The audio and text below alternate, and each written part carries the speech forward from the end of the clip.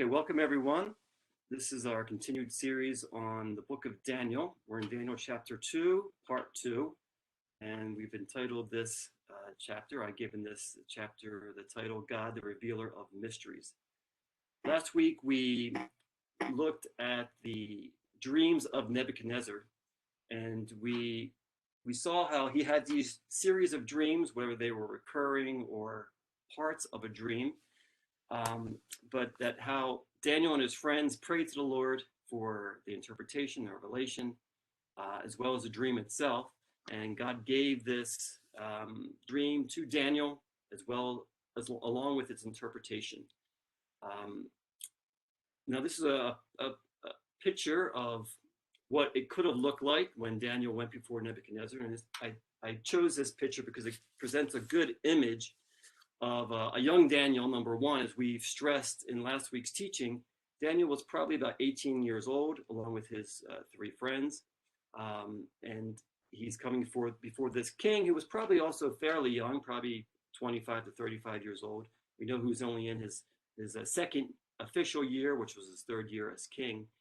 And he gave him the dream and its interpretation. So we looked at the beginning of chapter 2, the first part of chapter 2 last week. We're going to continue this week with the second part of Daniel chapter 2. So let's continue in Daniel chapter 2, verse 28, starting in the second part of verse 28. And it said this was your dream and the visions in your minds while you were on your bed. As for you, O king, while on your bed, your thoughts turn to what would take place in the future. And he who reveals secrets has made known to you what will take place. But as for me, this secret has not been revealed to me for any wisdom residing in me more than any other living person, but for the purpose of making the interpretation known to the king, and that you may understand the thoughts of your mind. So in the beginning of today's section, we're seeing how Daniel explained the purpose of the dream, right? It was to show the king what would occur in the future.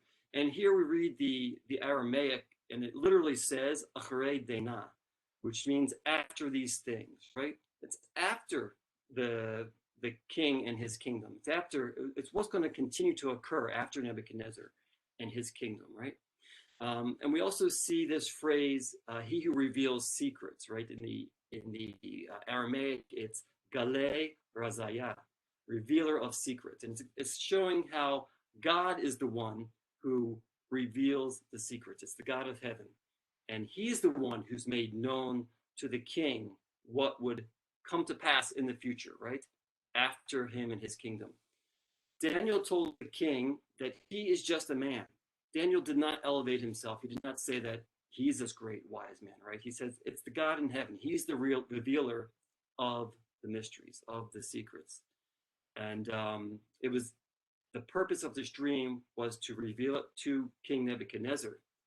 And it's interesting because God is showing this Gentile king, Nebuchadnezzar, what would occur from his kingdom forward, right? But Nebuchadnezzar would never see past his own kingdom of Babylon. We know that Nebuchadnezzar died before his own kingdom fell to the next reigning world empire. But it's interesting that God gives this to Nebuchadnezzar and lets him see what will come after. And we also see that God proved to Nebuchadnezzar that despite not being able to trust in his own wise men, he could trust Daniel, the servant of God, right? His own wise men, as we saw last week, were not able to tell him the dream, were not able to give him an interpretation. But this young man from Jerusalem was able to reveal to the king the dream and its interpretation by the power of God, right? Nebuchadnezzar could trust that there is a God in heaven. There's someone who is able to speak to him beyond the normal human ways, right? But it was through the servant Daniel that God spoke to Nebuchadnezzar. And beyond this, the dream and its interpretation were given to all of humanity, right? God is showing not just Nebuchadnezzar, he's showing the kingdom of Babylon, he's showing the future kingdoms, as well as all the way up to today. He's still speaking to us through this chapter, right? God was showing what would happen through the ages, with the end goal being his eternal kingdom, as we will see as we study this chapter. And I just make the last point here that Daniel chapter 2 was as relevant then, 2,600 years ago, as it still is today, right? It was a magnificent dream and interpretation given to Nebuchadnezzar and through Daniel to explain what would happen in the future. And this is still relevant today because it's not yet completed. Now, Daniel continued to tell the king his dream and interpretation. I asked you guys all this question last week, and we talked about it before the lesson today. How many kingdoms are revealed in the dream and its interpretation? We've heard anywhere from 3 kingdoms to more than 10, and we will get a better understanding of that today as we go through today's lesson. So let's continue in the text of Daniel chapter 2, continuing with verse 31. It says this: "You, O king, were watching, and behold, there was a single great image. That image, which was large and of extraordinary radiance, was standing in front of you, and its appearance was awesome. The head of that image was made of fine gold, its chest and its arms of silver, its belly and its thighs of bronze, its legs of iron, and its feet partly of iron and partly of clay. You continued watching until a stone was broken off without hands, and struck the image on its feet of iron and clay and crushed them. Then the iron, the clay, the bronze, the silver, and the gold were crushed to pieces all at the same time. And they were like chaff from the summer threshing floors, and the wind carried them away, so that not a trace of them was found. But the stone that struck the image became a great mountain and filled the entire earth." So Daniel gives Nebuchadnezzar the dream that he saw, and this confirms to Nebuchadnezzar that that Daniel actually was hearing from someone beyond himself, because Daniel saw the same dream that Nebuchadnezzar saw. And I just want to point out here that some translations will use the word statue when it talks about this great image. I just want to specify that the Aramaic word is tselem, which means image or form, right? And it could be in the form of a statue, but the literal word is tselem, which means form. It's the same word in Hebrew that we see in Genesis all throughout the Bible, but here in Genesis 1:27, we see an example of this.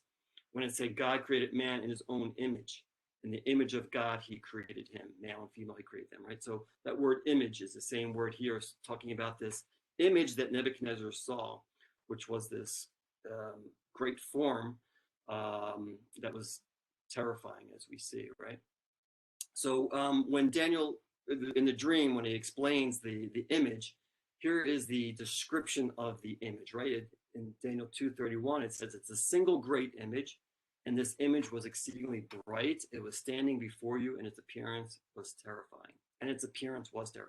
So we have this, Daniel described this head of gold, the chest and arms of silver, the belly and thighs of bronze, the legs of iron, the feet partly of iron and partly of clay. And he explained it as being terrifying in its appearance, right? So is it we don't know exactly what it looked like, but there's many different images out there that people have put together. But it's some kind of image with these different, elements, these different materials that were in a form of a man, in a sense, and it was terrifying in the way it appeared. And then we see at the end of the dream that the image was actually destroyed, right? In Daniel 2:34, you continued watching until a stone was broken off without hands, and it struck the image on its feet of iron and clay and crushed them. And then it talks about how the stone only struck the feet of the image, but the image was completely shattered, right? From the bottom to the top. And it lists all the different materials going from the bottom to the top: the iron, the clay, the bronze, the silver, and the gold. And they were all blown away by the wind. And again, what does this look like when they saw it? It's hard to understand it exactly, but here's another image that kind of shows some kind of object, rock that was cut out of the mountain and strikes the image in its feet, and its blown into tiny bits from the bottom to the top, and everything was blown away by the wind. Now, Nebuchadnezzar saw the destruction of this great image, which he most likely feared represented him and his own kingdom, right? I mean, if you're seeing this, who is greater than Nebuchadnezzar at this time? Who is the King of Kings, right? It is Nebuchadnezzar. And he sees this great image, which could have been in the form of a military soldier. And it is brilliant and magnificent, terrifying, and it's destroyed, right? And we need to remember, what does the name Nebuchadnezzar mean? It's this prayer to this Babylonian god, may Nebu protect my firstborn son, or as I explained last week, it could be my crown or the boundary, right? In essence, may Nabu protect the king and his kingdom, right? That's what Nebuchadnezzar means.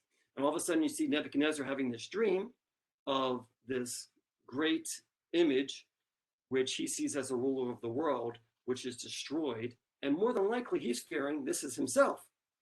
And he's a young king. He's in his second official year as king. And he probably feared for his life. He probably feared for his life and for his kingdom. As we read about the destruction of the image, as I just mentioned, right? Nebuchadnezzar, he spent his life as a military general. He saw his father before him destroy the Assyrian Empire. Nebuchadnezzar himself is the one who finishes it off, right? So he probably traveled with his father a lot during that time of destroying various cities and peoples, taking them prisoner, and conquering. And he spent his youth traveling and destroying, and now he sees this destruction of this great mighty image. And more than likely, he's understanding that it's possibly about him. And so he's living in great fear as he sees this image completely destroyed. And then at the end of this section, we read about the great mountain, right? It says, the stone that struck the image became a great mountain and filled the entire earth. So what does this look like? It's hard to see the whole earth as a great mountain. And I've tried to find a good image that represents this. It was difficult, but we know that mountains are all-encompassing. They are bigger than life in many ways. It's hard to even get our hands around, one mountain. It often stretches over a long, far and reaching as far as the space it occupies on the earth. The mountains are very, they're all-encompassing. We see here a picture of Mount Fuji in Japan, right, and how the city below it, and then it's something that it seems bigger than life, right? And there's another picture of Mount Ararat in Turkey. Mountains they're very domineering, and they command a certain respect. But that's the image is this as we know, a kingdom that will be established on earth that will be all-encompassing in this world. So what does the dream mean, right? That was the dream that Nebuchadnezzar saw. That was the dream that Daniel saw as well. And now we know we are given the interpretation by Daniel. What does this dream actually mean? So we continue in Daniel chapter 2, verse 36. And Daniel says this, "This was a dream, and now we will tell its interpretation before the king. You, O king, are the king of kings, to whom the God of heaven has given the kingdom, the power, the strength, and the honor. And wherever the sons of mankind live, or the animals of the field, or the birds of the sky, he has handed them over to you, and he has made you ruler over them all. You are the head of gold." And as Nebuchadnezzar is listening to this, he's probably relieved. As I was explaining earlier, more than likely he saw this image as himself. He probably thought that his kingdom was going to be destroyed in his days, that maybe that he was going to be killed. And Daniel's giving him this interpretation, saying, first of all, you, O king, are the king of kings, and you are this head of gold. Number one, we know that Nebuchadnezzar was probably relieved that Daniel is explaining correctly what he saw. And number two, that he's honoring Nebuchadnezzar. And Nebuchadnezzar was be relieved. And as we continue on in the interpretation in verse 39, it says this, and after another kingdom will arise inferior to you. Then another third kingdom of bronze, which will rule over all the earth. Then there will be a fourth kingdom as strong as iron. Just as iron smashes and crushes everything, so like iron that crushes, it will smash and crush all these things. And in that you saw the feet and the toes, partly of potter's clay and partly of iron. It will be a divided kingdom, but it will have within it some of the toughness of iron, since you saw the iron mixed with common clay. So here we have the interpretation of the four kingdoms. Now, the interpretation reveals how global empires will change from nation to nation and from one kingdom to another. And we want to just spend a few minutes looking at these four kingdoms, which are clearly laid out before us, right?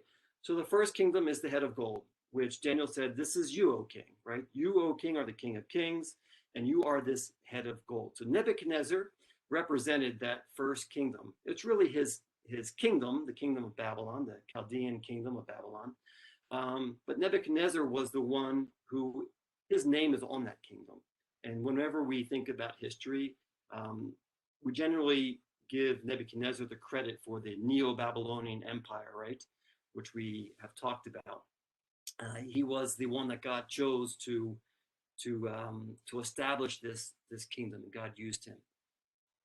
As we go into the second kingdom, the chest and arms of silver, it's not named here, but through history we know that the next kingdom was the Medo-Persian kingdom, and Cyrus was the king who conquered the Chaldeans at Babylon, right?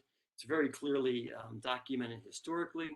October 13th, give or take a day, 539 BCE, and he made a triumphal entry into the city a couple weeks later on October 29th, 539 BC. So again, it's interesting that Cyrus is actually prophesied in the Bible, right, in the book of Isaiah, 150 or so years before Cyrus existed. God said that he would be the one to bring his people back and to command that the temple be rebuilt. So we know from history what actually happened after, in this flowing outworking of kingdoms. Then the third kingdom, which is identified as the belly and thighs of bronze. It's unnamed in this text, but we know it as Greece. Greece conquered Persia in 331 BCE.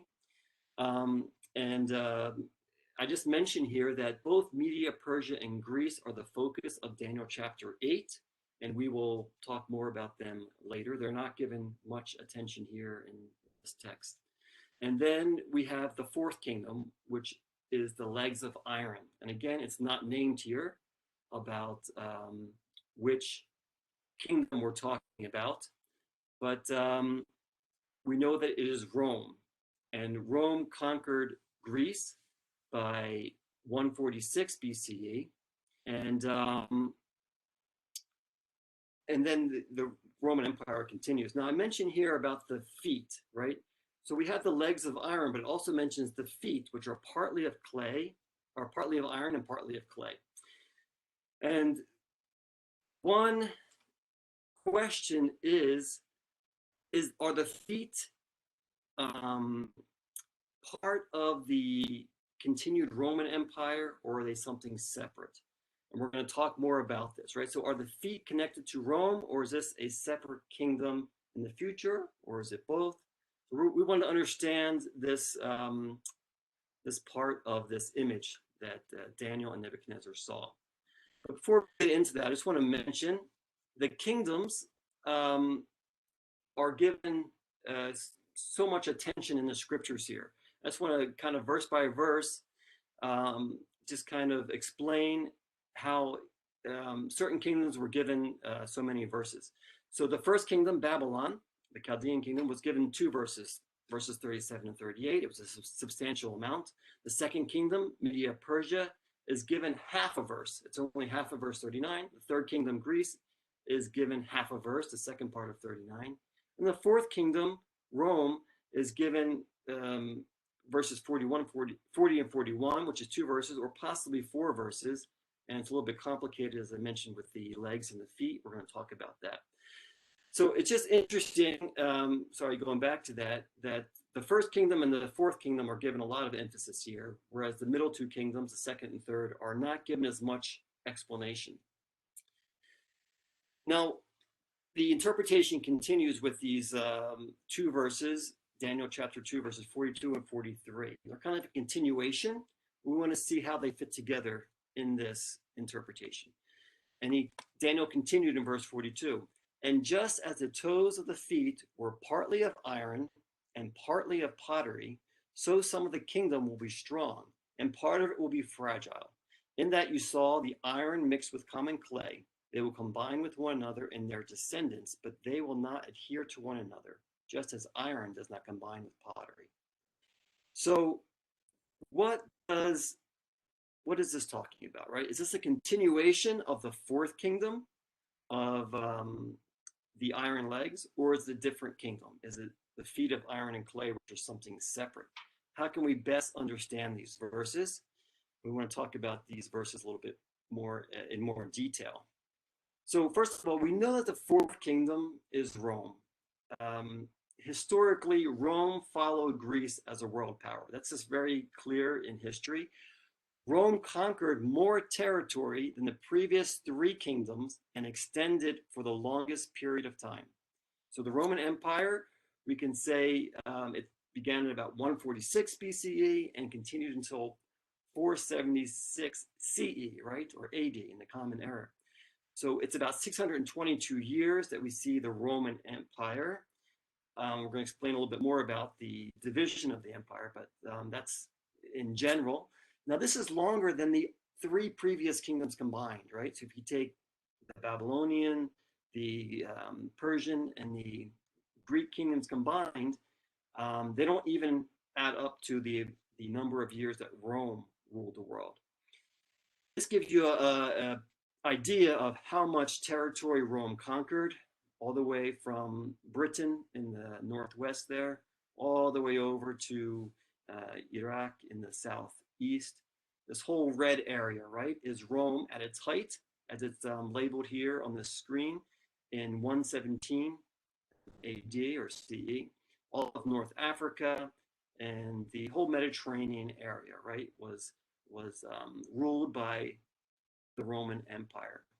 Now, it also mentions in the text that Rome would be like iron, right? It would crush everything. And we see that in verse 40. But it also talks about being a divided kingdom, partly of iron and partly of clay, strong and fragile. So what does this mean? How do we understand the divided kingdom aspect to it and this iron and clay? So again, just want to read Daniel chapter 2, verse 41. And in that you saw the feet and toes, partly of potter's clay and partly of iron. It will be a divided kingdom, but it will have within it some of the toughness of iron, since you saw the iron mixed with common clay. There's this aspect of the kingdom, of the Roman kingdom, which was a mixture of iron and clay, which don't really mix with each other. And I want to give you some perspective on that from some of the commentaries I read. There was this understanding that the Roman Empire had a great expansion. There was a great expansion of the kingdom, which was like iron as far as taking over, crushing everyone, but there was nothing to unify it. So that was the clay part. They just didn't mix. Again, it was a mixture of imperialism, like a dictatorship, which is like iron, and democracy, right? Rome had its Senate, which everyone has a say. And that was kind of the weakness of this dictatorship. Again, they were strong organizationally. They had a strong organizational structure like iron, but they were weak morally, right? Rome was known for its immorality. So these are different ways of understanding the weakness of the iron empire of Rome.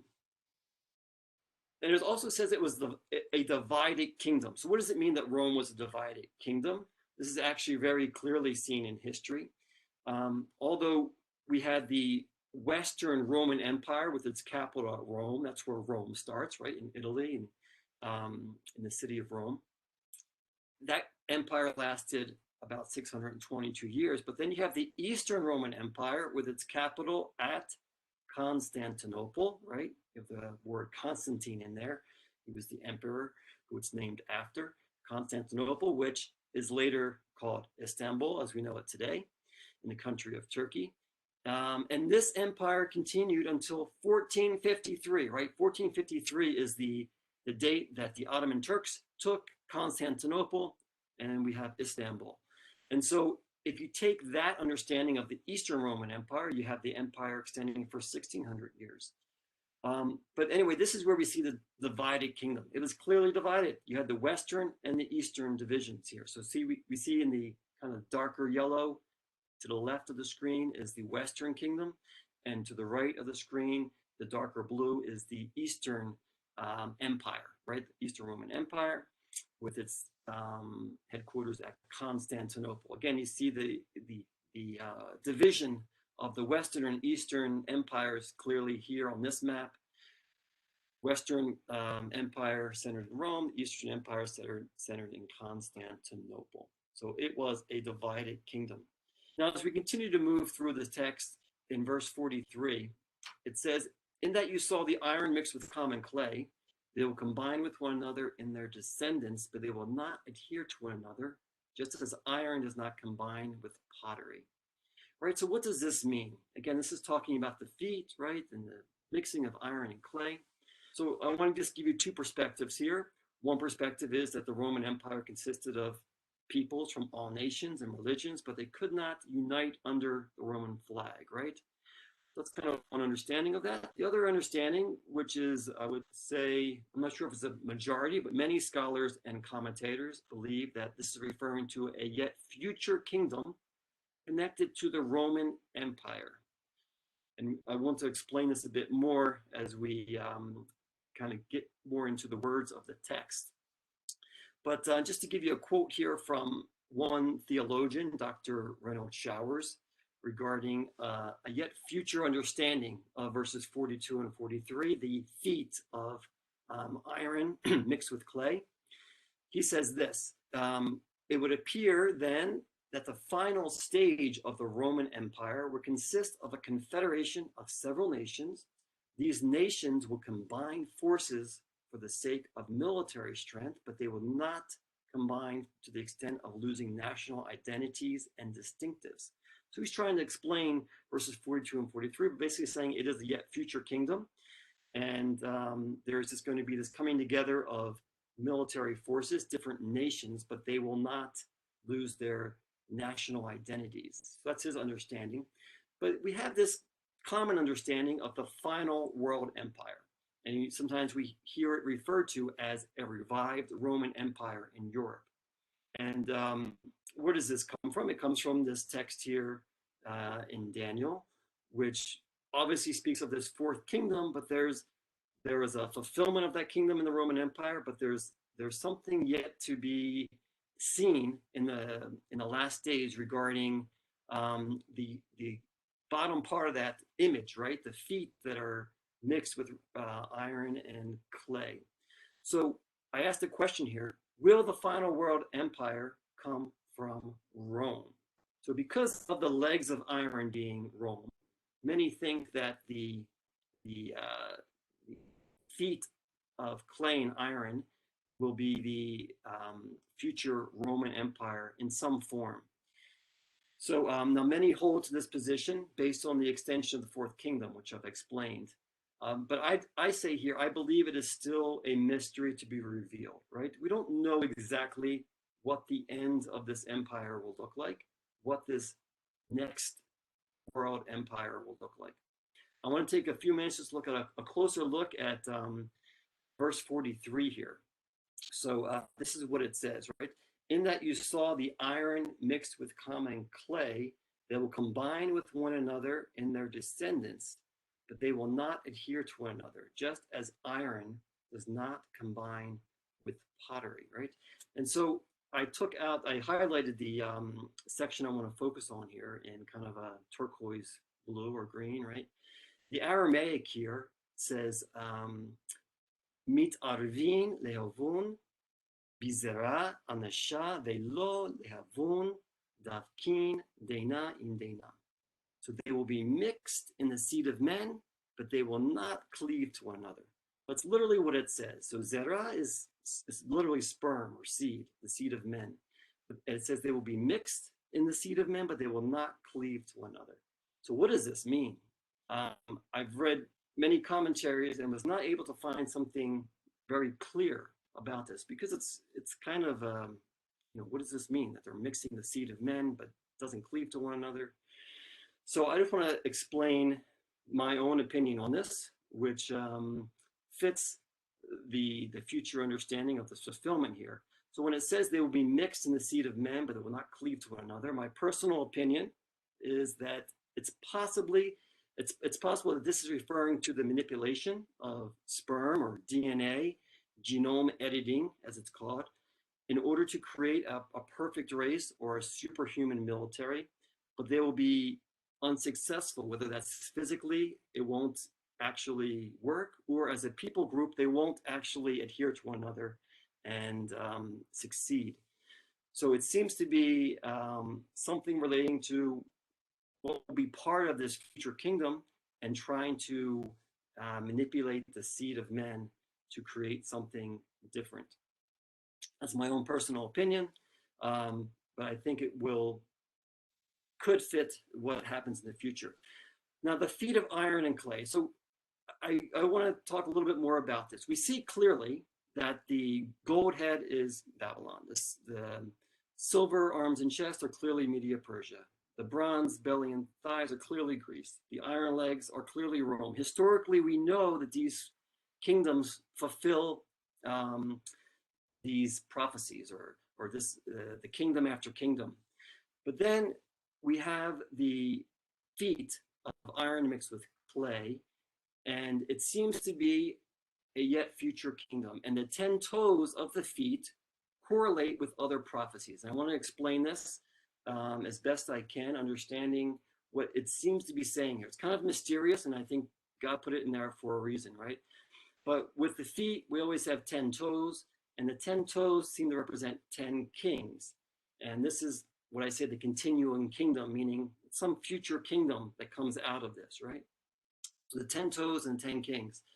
The 10 toes of the feet of the image, which are a mixture of iron and clay, seem to correspond to the 10 kings in the final 7 years before Messiah comes, right? So the 10 kings are consistently referred to in the end times, and we see later in the book of Daniel, in Daniel chapter 7, and in the book of Revelation, a reference to these 10 kings. And I want to just briefly quote these verses.